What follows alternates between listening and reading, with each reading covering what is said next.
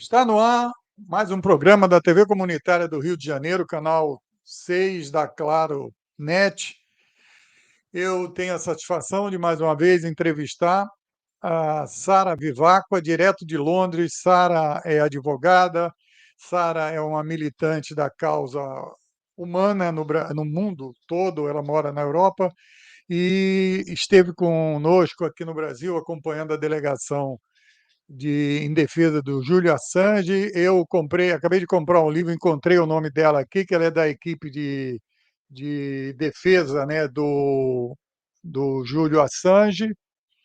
Sara, muito obrigado pela sua presença aqui na tela e nos canais das redes sociais da TV Comunitária do Rio.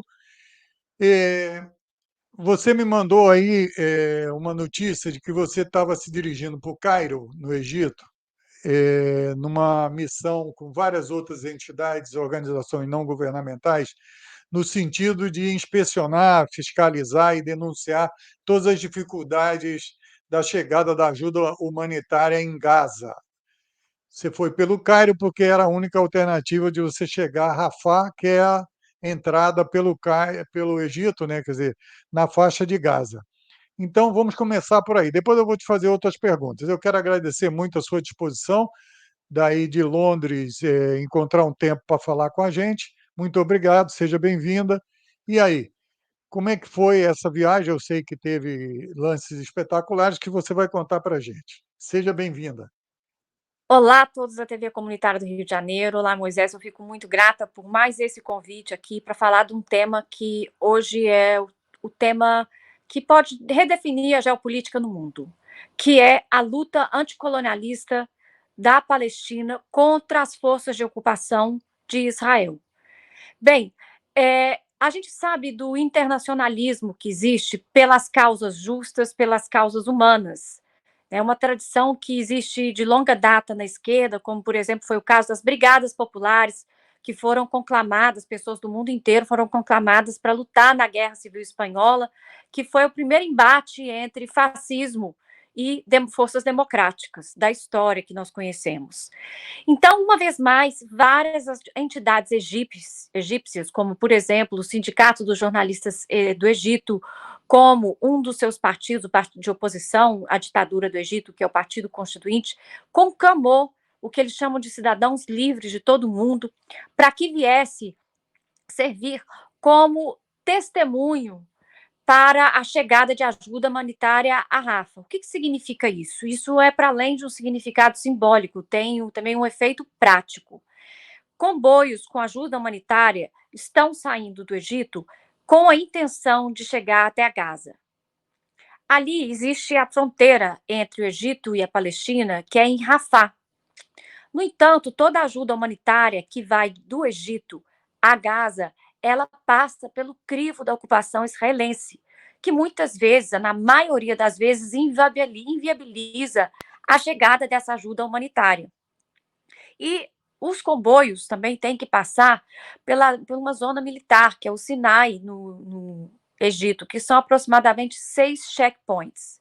O fato da presença internacional estar lá junto com a população egípcia dá mais publicidade e garante com que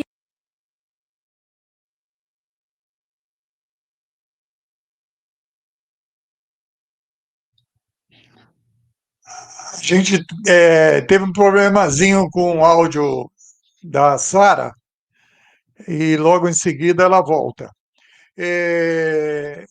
Eu queria mostrar aqui exatamente a lista das entidades que foram ao Cairo tentar entrar para o Rafah, como vinha dizendo a Sara.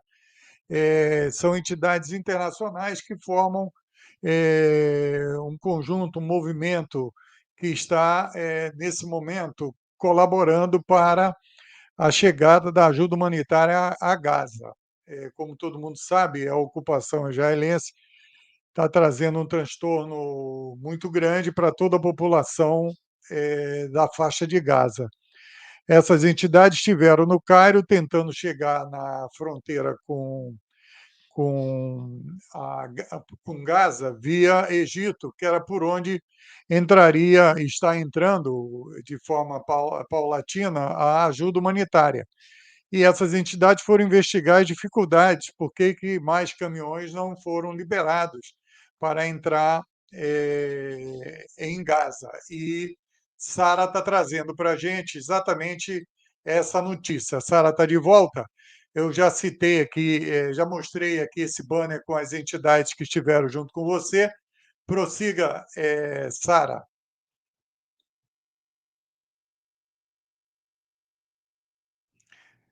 Sara, você está sem áudio. O seu áudio não está chegando aqui. Se você puder sair de novo e voltar, eu te aguardo aqui com o maior prazer. Então, como eu vinha dizendo, nós estamos fazendo aqui uma entrevista com a advogada Sara Vivacqua, que faz um trabalho também de mídia com o Diário do Centro do Mundo, aqui do Brasil, e que participou desse movimento para fiscalizar a chegada da ajuda humanitária em Gaza. Prossiga, Sara. Obrigado aí pelo Pois é, seu esforço. Moisés, como você falou, essa chamada ela é muito importante. A presença internacional dá uma visibilidade a qualquer tentativa de impedir com que essa ajuda humanitária chegue a Gaza. Nós sabemos que parte do plano de Israel é o genocídio também através de um outro método, um método não apenas de matar fisicamente com balas e bombas, né, as bombas de carpete, mas também com a racionalização da entrada de comida, água e combustível em Gaza. Nós sabemos que hoje há mais sangue no chão de Gaza do que água potável. 70% da população de Gaza hoje não tem acesso à água potável devido a racionalizações por Israel. E uma população que não tem o que comer. A fila do pão na Palestina, ela estava chegando a 7 horas para que as pessoas pudessem comprar o pão.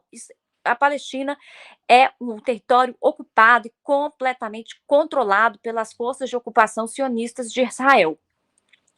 Portanto, é muito importante essa presença internacional e eu chamo a todos aqui que tenham interesse em se somarem às entidades egípcias, como o Crescente Vermelho, qualquer uma que estiver conclamando para que as pessoas se juntem. No nosso caso, nós fomos negados de ir junto com o comboio que estava saindo, exatamente porque o Egito trata-se de uma ditadura e eles têm medo da presença dos estrangeiros. Existem medo do que pode ser reportado uma vez lá, mas isso não nos impede de ir, de tentar e de fazer pressão. Em todos os casos, tem mais convoios saindo, né? Chama os convoios da consciência global, Global Conscience Convoys, para quem quiser olhar online. Comboio da consciência global Gaza-Egito. Bem, uma vez tendo sido frustrado, nós levamos até o Crescente Vermelho, que seria a Cruz Vermelha Palestina, nós levamos uma doação de $21 mil.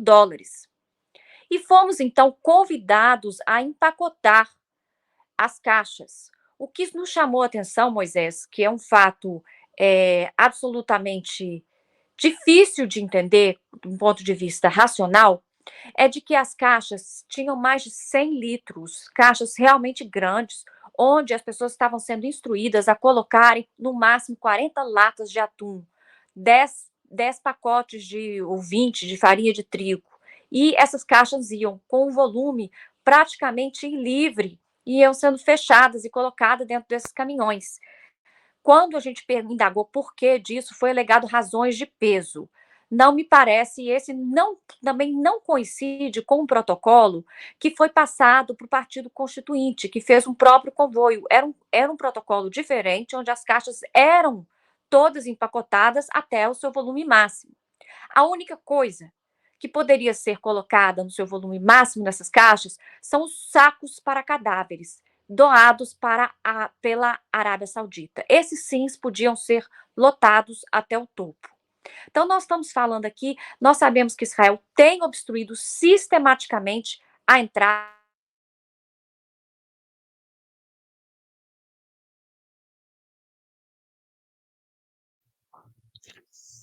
A gente está com um probleminha no áudio e na imagem da Sara, que fala diretamente de Londres.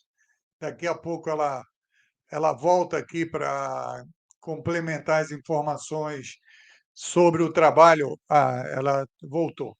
Sim, Sara, continue. Sim. Você falou que Então, acho que a minha última internet coisa está que ruim. Não, você deu uma congelada, agora já voltou, está tudo bem. Você estava Tudo falando bem. que os comboios não estavam cumprindo os protocolos definidos anteriormente, e você citava a questão dos alimentos e dos sacos para os mortos, que eram em quantidade enorme, enquanto os alimentos eram racionados ali para colocar no comboio, que o comboio caberia mais do que estava sendo colocado, não é isso? Claro, isso dá uma suspeita de que muitos dos comboios que estão entrando em Gaza estão entrando com volume aparente, mas o que efetivamente chega é ínfimo. Se você tem uma caixa de 100 litros ou mais, onde elas são colocadas apenas 40 latinhas de atum, isso dá uma indicação de, de muito mais uma performance do que uma ajuda humanitária real. Eu não posso afirmar. Há uma é, manipulação, né, para manipular a mídia, para manipular as consciências, mostrando aqueles caminhões enormes, só que eles não estão exatamente carregando o peso que eles poderiam carregar.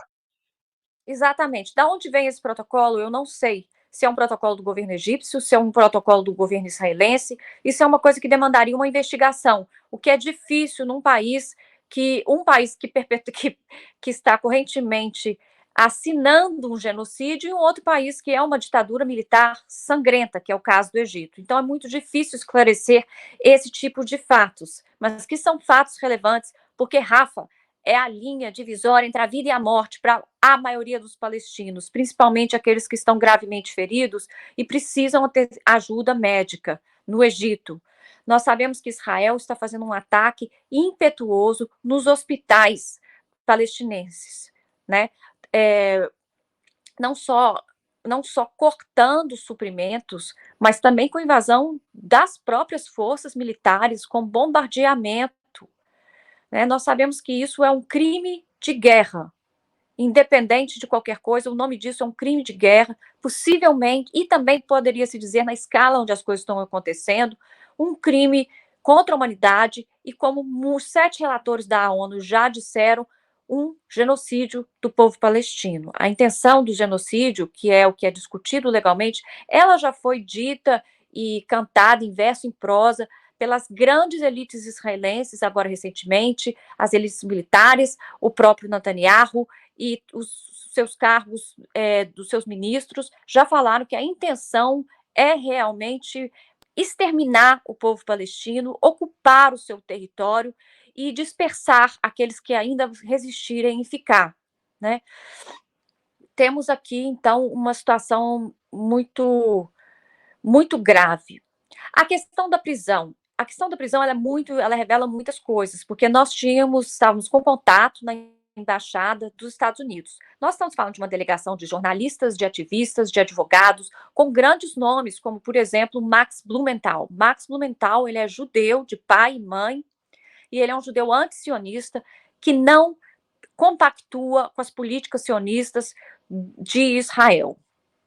Ele é um crítico de Israel, inclusive ele é monitorado pelo Mossad, a Polícia Secreta de Israel. Ele estava presente nessa delegação, como nós também tínhamos veteranos de guerra do Vietnã, como também tínhamos o Chris Hedges, que foi um dos maiores repórteres do New York Times, correspondente de guerra no próprio Cairo e por mais de 10 anos no Oriente Médio. Ele, inclusive, até foi abduzido junto com William Wack. Então, nós estamos falando de uma equipe de pessoas muito sérias, pessoas que organizaram flotilhas, que são aqueles navios que penetravam a Palestina com a ajuda humanitária.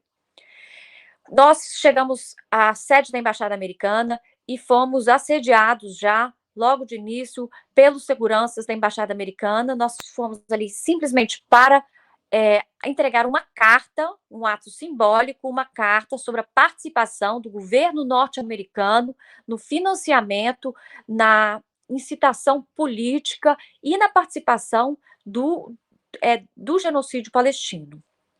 Ali, a segurança dos Estados Unidos acionou a polícia egípcia, que nos acuou.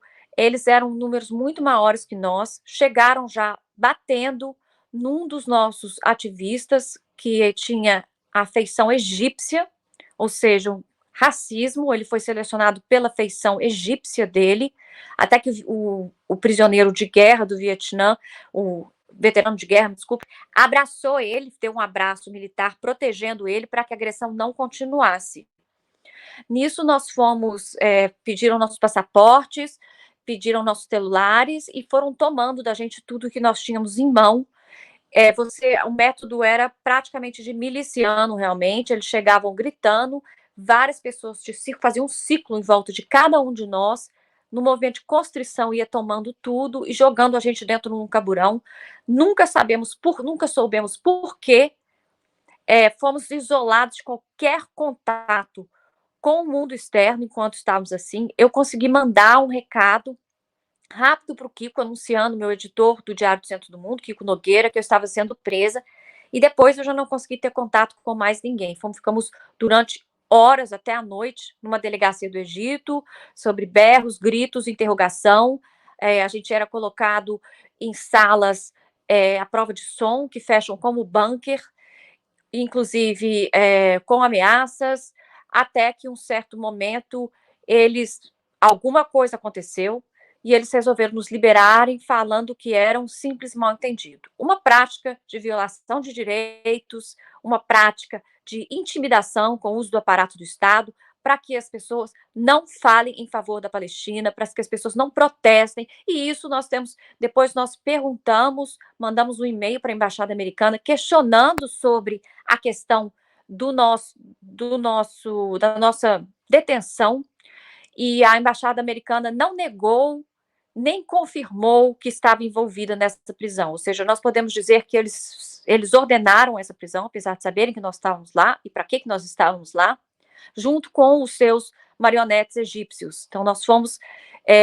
isso é tudo uma tentativa de intimidar as pessoas, intimidar a causa palestina. Sara, mas por que a causa palestina merece tanta intimidação?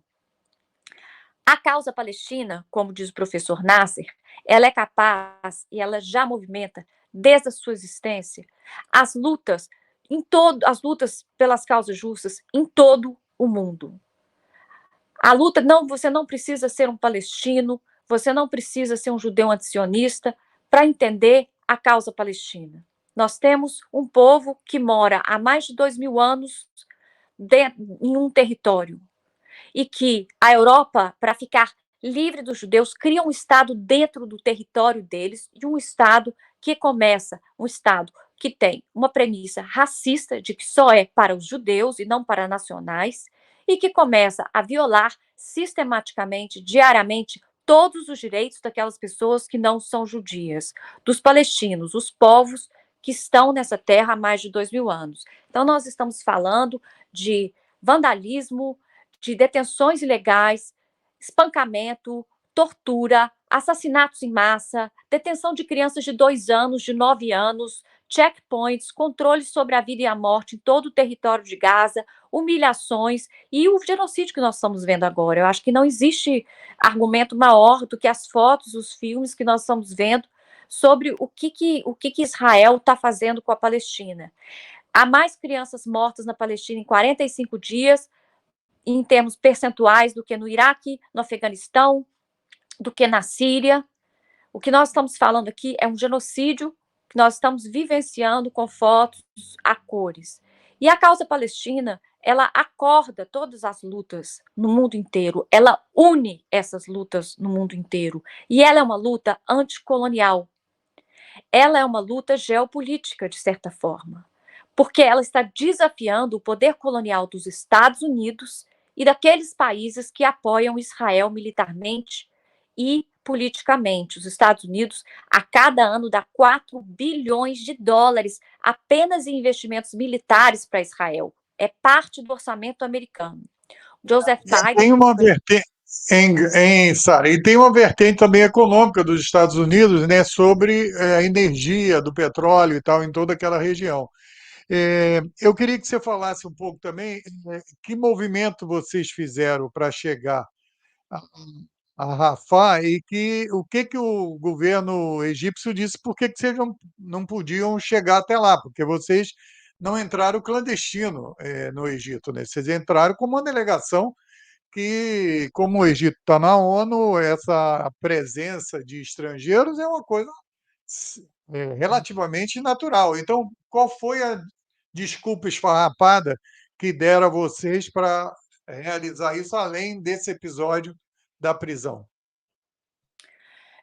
Bem, não é necessário explicações. Da mesma forma que nós fomos detidos sem qualquer explicação, nossa aplicação ela simplesmente falou que nós não poderíamos ir.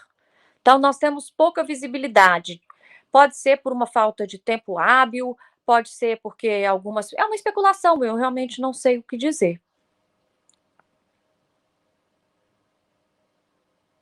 Eles não deram nenhuma explicação, porque vocês iam acompanhar o comboio, é isso? Ou vocês Exatamente. podiam ir por conta própria, pegar o ônibus, Não, pegar sei lá, o avião? não.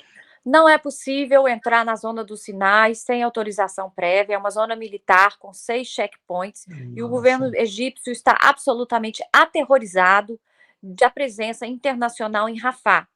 Por quê? Porque ali alguns dos reféns palestinos, né, os que são feitos reféns dentro do território de Gaza, não existe corredores humanitários, a gente nunca ouviu uma situação de guerra onde não há a liberação de corredores humanitários, né?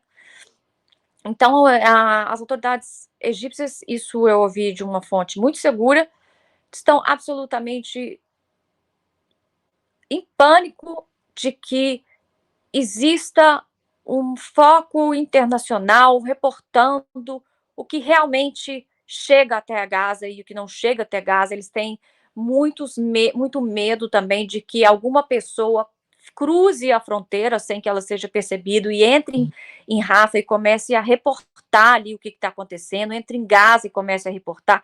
Então é um controle militar duro, muito difícil de ser superado. Não acho que nenhum estrangeiro consiga ir por conta própria. É necessário se associar a alguma dessas organizações que estão enviando comboio, que vão com o ônibus. Tem sempre uma delegação de ônibus. O partido foi com comboio e um ônibus com os membros do partido acompanhando. E é uma operação que existem riscos, principalmente para a pessoa que está dirigindo o caminhão, porque nós sabemos que houve ataques de bombas perto de caminhões de assistência. Houve bombas em hospitais. Então, não existe nenhuma barreira moral, nenhum limite moral para Israel, em termos de evitar com que qualquer ajuda humanitária entre. Agora, Sara, você já deu uma visão geral sobre esse conflito, do que ocorre essa postura, certo? Quer dizer, de Israel. Agora, vamos colocar alguns argumentos que circulam, principalmente na mídia brasileira. Você sabe que a Rede Globo tem uma presença uma monopolista, né? Quer dizer, de audiência, e eles mantêm um discurso que é o discurso norte-americano, de forma a não permitir outras visões. De vez em quando acontece algum furo e tal, principalmente na Globo News, mas, em geral, é uma visão monocórdia e tal sobre o episódio. Por exemplo, como é que você responderia a essa tese que os Estados Unidos e Netanyahu, etc., mantêm de forma meio, parece um mantra, né, ser repetido desde o início, como se fosse um discurso preparado para esse enfrentamento, que de que Israel tem um direito de defesa. Me parece, eu sou apenas um jornalista, certo? Que esse é um discurso meio como se repetisse uma coisa que todos os países soberanos têm o direito de se defender. Isso aí seria como se fosse chover no molhado. Por que que Israel mantém esse discurso? Que ele não tem, que possa servir para um escudo para fazer qualquer coisa, seria isso? Como é que você analisa isso e você que tem contato com essas delegações todas que faz esse movimento, certo? Argumenta contra essa posição que me parece a única que Israel esposou no mundo. Moisés, o sionismo mente. E o sionismo mente constantemente e vive de uma propaganda feroz para ocultar o fato real. O fato real é que Israel é uma ocupação, uma entidade de ocupação. Ou seja, eles invadem a terra dos palestinos, eles retiram, desde a formação do do Estado de Israel, em território palestino, eles avançam sobre terras palestinas, eles expulsam palestinos. Nós tivemos o Nakba, o grande Nakba, a grande tragédia, onde milhões de palestinos foram dispersados pelo mundo com o avanço da expansão territorial de Israel. Israel é um território que ocupa o território da Palestina e que exerce um apartheid e que exerce uma colonização. Não existe direito de defesa quando você é o agressor há 75 anos. Essa é a verdadeira realidade. Você só teria um direito de defesa se você fosse um Estado soberano e não uma força de ocupação. Israel é uma entidade de ocupação, opressão, massacre, assassinato e genocídio dos povos palestinos. No contrário, os palestinos, sim, a ONU reconhece que os povos ocupados, ou seja, vítimas de colonização, têm, segundo sua resolução de 1982, o direito de defesa, inclusive armada. Moisés, você está na sua casa. As milícias chegam, matam sua mãe, estupram sua irmã, destroem a sua casa. O direito te pede para não fazer nada ou o direito te dá a possibilidade de defesa? Quando Israel entra num território que nunca foi dele, ocupa, mata e não quer garantir direitos iguais para as pessoas que moram lá e querem exterminá-las, nós temos que pedir para essas pessoas ficarem, sentarem e deixar serem mortas e exterminadas e desocupadas e vandalizadas. Isso é senso comum.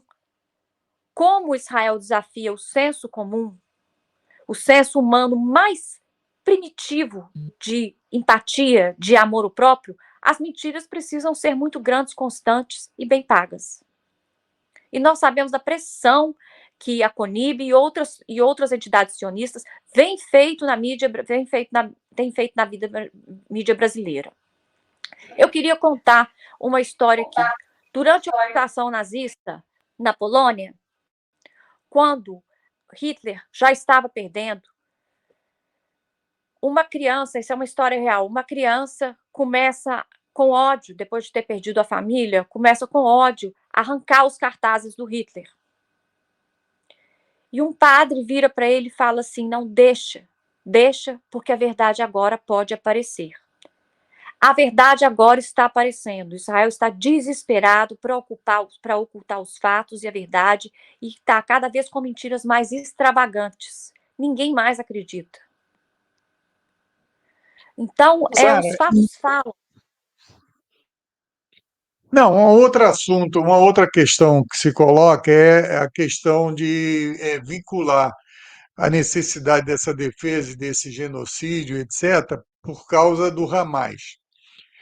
Esse professor mesmo que você citou, que esteve com você lá no DCM, naquele debate que eu assisti e tal, falou assim, e na Cisjordânia, certo? Se você levantar historicamente as mortes, né, de palestinos na Cisjordânia, onde o Hamas ele tem uma influência muito menor do que outras forças que defendem o direito dos palestinos, Israel ficaria com esse discurso totalmente sem sentido, né?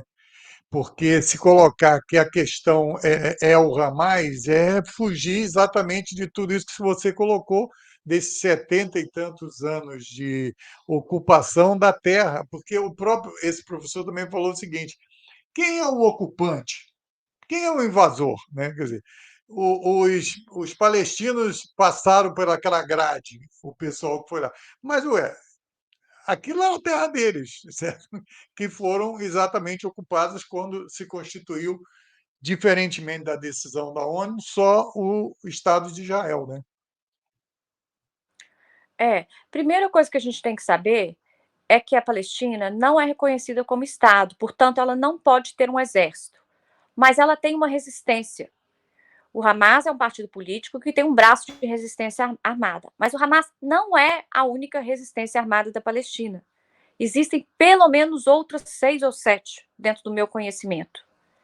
Então, dizer que o problema é o Hamas é hipócrita.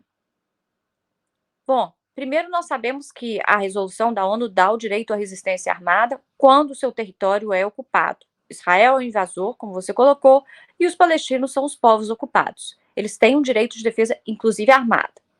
Se há excessos do Hamas contra civis que julgam esses excessos.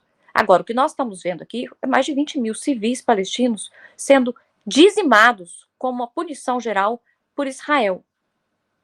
Hospitais sendo bombardeados, ajuda humanitária sendo impedida. Muito interessante também é que quando o Hamas, como partido político, ganha as eleições, os próprios americanos saudam o Hamas. E um dos vazamentos do Wikileaks mostra como os americanos achavam que era interessante ter forças de resistência armada lá, porque isso, na visão deles, inviabilizaria a negociação diplomática. Eles podiam falar que as negociações diplomáticas estavam inviabilizadas. Israel nunca aceitou nenhum acordo diplomático. O acordo de Oslo era uma verdadeira farsa para fingir que Israel estava aceito a negociar. O Hamas tentou negociar várias vezes, essas vias foram completamente obstruídas, fechadas, e é o que sobra. O que sobra para o povo palestino é a resistência. É a resistência e é a forma mais triste da resistência. Porque é aceitar que eu posso morrer, meu pai pode morrer, meu bebê pode morrer, minha família pode morrer.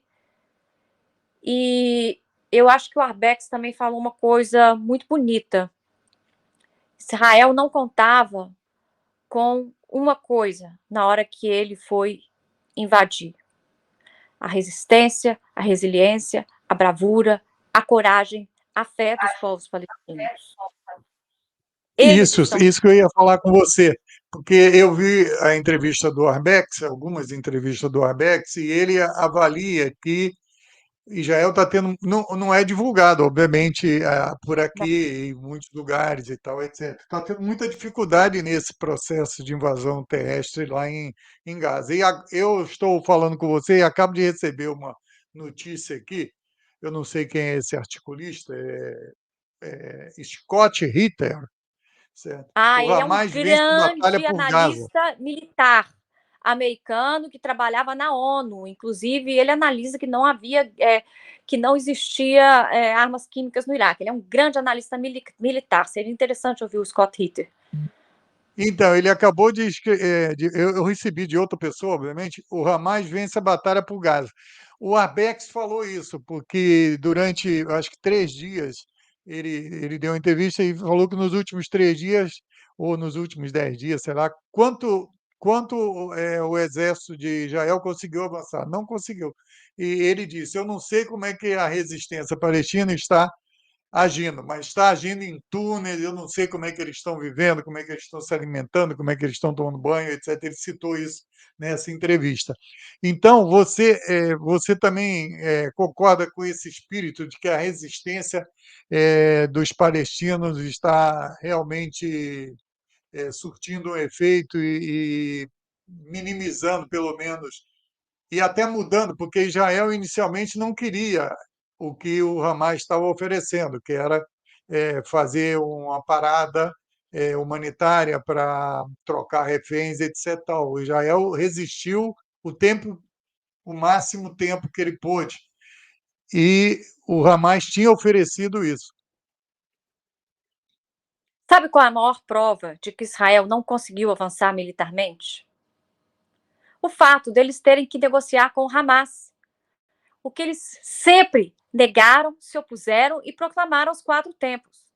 eventos, porque eu só negocio com quem eu acredito que tem uma legitimidade para negociar e que tem força. Então, eu sou obrigado a entrar numa negociação. Quando o inimigo é muito fraco, eu não negocio. Então, o fato de Israel ter feito a pausa humanitária e ter feito a troca de reféns é um sinal de que Israel tem que negociar com Hamas, é um sinal de que Israel não está cumprindo seus objetivos. Existem no Telegram um feed de notícias que chama-se News Resistance Network. Ali são dadas atualizações militares da resistência palestina em Gaza e na Cisjordânia e das mais diferentes forças de resistência. E o que se nota ali é de que Israel tenta avançar com tanques por terra. Muitos desses tanques são detonados pela resistência palestina, inclusive mostram as fotos desses tanques sendo bombardeados e pessoas mortas, até soldados mortos sendo retirados ali. Hoje mesmo Israel está fazendo um bombardeamento em Jenin e a resistência tem impedido o avanço dos bombardeios. Então, fica muito claro por esse feed de notícias de que não há realmente um cessar-fogo e de que a resistência palestina está inviabilizando, centímetro a centímetro, que Israel ganhe território. E Israel não pode sair dos tanques, porque na luta 1 a 1 ele vai perder. Então, ele prefere a covardia de jogar drones com bombas, de entrar com tanques. Ele consegue avançar, mas não consegue ocupar o território. E a resistência palestina já também liberou várias colônias que estavam ali sendo colonizadas por Israel, vários territórios de colônia. Então, do plano militar, os analistas têm sido bastante, eu não sou analista, mas eles têm sido bastante contundentes de que não há nenhum ganho até agora realmente importante de Israel. O nosso grande economista, Paulo Batista Júnior, falou numa entrevista para a gente no DCM algo que eu acho muito pertinente. Ele disse: o bombardeamento dos civis é para punir o fato de que Israel não está conseguindo avançar militarmente. É uma vingança coletiva. E isso nós podemos também ver, isso faz sentido, porque os reféns palestinos que foram liberados nessa troca de reféns, eles contam como a partir do dia 7 de outubro, eles começaram a ser torturados, humilhados, espancados das mais diferentes formas, que a violência contra eles aumentaram. Então, tudo indica que realmente essa própria virulência de Israel, desenfreada, sem um objetivo, sem uma estratégia, é a violência dos fracos, né? Agora, Sara, Um governo fraco é muito perigoso, porque a violência fica muito forte e arbitrária. verdade. Isso é aquela clássica imagem, né? Que você encosta alguém num canto e não tem outra alternativa, o cara fica certo, que ele acaba fazendo coisa exatamente porque não tem outra solução, etc. Então, e na medida que eles fizeram essa narrativa, né, no mundo, que foram atacados, foram isso, etc., e ficaram sem discurso. Eles não têm uma saída num discurso, né? Nem para a população de Israel. Quer dizer, esse pessoal todo ligado aos que estão lá em Gaza, sobre a direção do Hamas, como é que eles vão fazer? Eles vão soltar 200 e os outros? Esse movimento tende a crescer com as próprias pessoas que já foram liberadas, né? Então, eu acho que a situação de Israel, eles vão ter que encontrar uma solução. Tanto é que já adiaram 2 vezes, né? Agora o Catar que vai conseguir mais 2 dias, o outro vai conseguir mais 3 dias. Os Estados Unidos estão falando que tem que soltar os 3 americanos, as 3 americanas, etc. Agora, Sara, como é que você consegue vislumbrar como isso vai prosseguir para a gente ir trabalhando para o encerramento aqui da entrevista? Moisés, essa resposta eu não tenho. E eu acho que nós estamos num ponto de inflexão. Tudo vai depender muito do que a resistência global presta de apoio à Palestina. Acho que está dando eco aí. Pode falar, tá? Tô ouvindo. Tá. Acho que para uma liberação da Palestina, eu acho que teriam muitos elementos que teriam que se combinar, né? Uma seria a pressão internacional, a pressão nas ruas, por exemplo, são elementos importantes. O som está vazando, viu? O som está vazando. Eu não entendi. O som está vazando. Não, pode falar. Eu acho que está gravando bem. Tá. Eu Então, estou acho te que ouvindo. existem muito o que é a comunidade, qual vai ser a pressão que vai vir das ruas para que a comunidade internacional se manifeste. Fundamental é o boicote a Israel, o boicote militar, financeiro, sanções a Israel. Isso é o mais importante, porque cada país, Israel precisa ser transformado no Estado pária, que é. Ou seja, enquanto Israel receber apoio diplomático, apoio financeiro, apoio militar, ele irá continuar até matar o último palestino. Então, cabe a nós fazer pressão popular para que os nossos governos retirem qualquer apoio diplomático, financeiro e contratos militares com Israel. O Bolsonaro mesmo fez um acordo militar com Israel que é ilegal. Caberia ao governo Lula rescindir isso, peitar. Onde estão, Moisés, os partidos políticos, os movimentos sociais, os sindicatos, mobilizando as manifestações pró-Palestina no Brasil? Estão calados. Nós não estamos vendo nenhuma declaração contundente do Ministério de Direitos Humanos, do Ministério da Justiça. Onde estão as organizações da sociedade civil convocando a grandes e massivos protestos no Brasil, pedindo a liberação da Palestina e pedindo para que o presidente Lula e seu governo tenham uma atitude inequívoca, contundente, imediata com relação ao Estado de Israel. Nós já tivemos vários países cortando relações diplomáticas com Israel, nós tivemos Barcelona, a cidade de Barcelona, declarando o seu corte diplomático com Israel, o próprio Chile já tomou atitudes, a Colômbia já rejeitou as ações com Israel. Nós temos vários países mundo afora, a própria Bélgica já fez declarações, a Espanha já fez declarações. Nós precisamos de que a comunidade internacional pare de ser cúmplice com esse genocídio e retire todo o apoio ao Estado genocida, à entidade sionista e genocida de Israel. E que se haja uma negociação para que cada pessoa que hoje more naquele território tenha direitos iguais, tenham a liberdade de se autodeterminar, tenham a liberdade de existir, sejam eles judeus ou palestinos. Sara, eu quero agradecer muito a sua presença aqui na tela da TV Comunitária do Rio de Janeiro, nas suas redes sociais, trazendo informações que a gente não tem aí na mídia corporativa, na mídia chamada grande, mas grande só ainda em audiência, mas não no conteúdo, porque o conteúdo é um conteúdo estreito, é um conteúdo que só traz uma determinada visão e, como nós sabemos, o mundo monopolar não serve, não ajuda a humanidade. A gente tem que mostrar as visões de todos. Eu queria agradecer muito essa sua disposição, esse seu esforço, agradecer como ser humano a esse esforço seu de se deslocar até o Cairo para tentar investigar todas as dificuldades da chegada da ajuda humanitária, saudar esse trabalho das entidades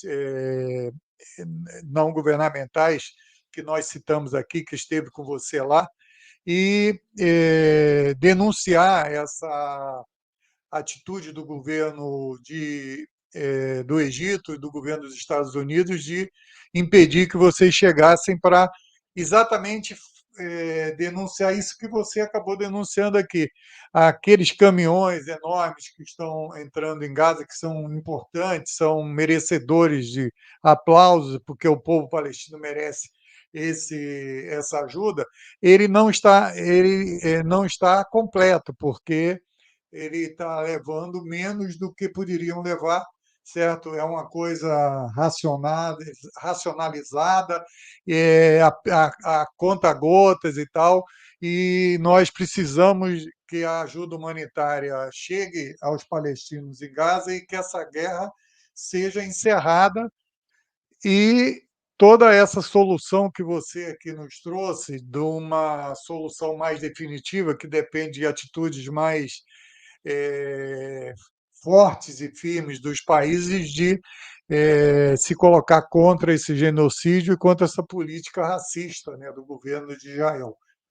Eu abro aí para você fazer as suas colocações finais, se você quiser falar de algum assunto que você não abordou, nós temos mais alguns Moisés, minutos. eu queria falar sobre o papel da grande mídia. A questão não é que a grande mídia tem uma opinião diferente da nossa. A questão é que a grande mídia baseia as suas opiniões em mentiras, em fatos mentirosos, manipulados, factoides. Eles sabem que estão mentindo e mentem. Outra coisa é que eu queria dizer a todas aquelas pessoas que não estão assistindo, que se inspire na coragem, na resiliência e na bravura dos povos palestinos e se solidarize com eles. E que essa coragem deles sirvam para vocês de exemplo para falar e profanar, no melhor sentido da palavra, a liberdade para a Palestina. Nós precisamos de cidadãos de consciência livre, que saiam na rua, que demandem ao governo brasileiro que tome as atitudes cabíveis em apoio à Palestina. Apenas com a nossa pressão, o governo pode se sentir realmente menos acuado pela ultradireita para poder tomar suas decisões. Nós somos um dos fatores importantes. O que hoje está sendo decidido na Palestina é uma nova estrutura geopolítica do mundo. É colonizadores contra colonizados. É o fim de um mundo de colonização por proxy. Ou seja, Estados Unidos usa Israel para colonizar o Oriente Médio, como usa vários outros ditadores para manter sua presença colonial junto com as potências europeias na África, na Ásia, na América Latina. Se a Palestina se liberar, está sendo mandado um recado para o mundo inteiro de que o colonialismo está sendo desmantelado na sua raiz. E isso vai inspirar lutas anticoloniais em todo o mundo. E nós vamos ter um mundo mais justo e um mundo onde as pessoas podem se autodeterminarem e serem mais felizes. Então, Palestina Livre, peço coragem a todos que estão nos ouvindo. Muito bem, Sara. Você que está nos assistindo aqui, a TV Comunitária do Rio de Janeiro, Canal 6 da Claro Net. Eu tenho a satisfação de estar encerrando aqui uma entrevista com a advogada, ativista, militante da causa humanitária, Sara Viváqua, direto de Londres, tomando seu tempo aí para nos oferecer aqui as informações que nos deve, além do estímulo, né, da garra do Sara aqui para fazer com que todos nós saiamos aí de uma certa letargia para erguer essa bandeira da liberdade do povo palestino, do direito do povo palestino à paz e ao seu território. E aqui Sara contou fez um resumo aí da história dessa ocupação de um espaço territorial no mundo que pertence aos palestinos. Muito obrigado por sua audiência. A TV Comunitária, se você puder ajudar, está aí na tela, certo? O QR Code para ajudar a TV Comunitária, que não tem direito a fazer anúncio comercial, e a gente faz o esforço para manter esse espaço aqui ainda ativo. Sara, obrigado, e eu não quero me Obrigada a despedir vocês. definitivamente, porque eu sempre conto em poder entrevistá-la, você aí na Claro, Europa, com a visão sempre às ordens. de vários contatos aí que você demonstrou. Muito obrigado, querida. Até Até a mais. Muito próxima. obrigada. Obrigada a todos. Até a próxima.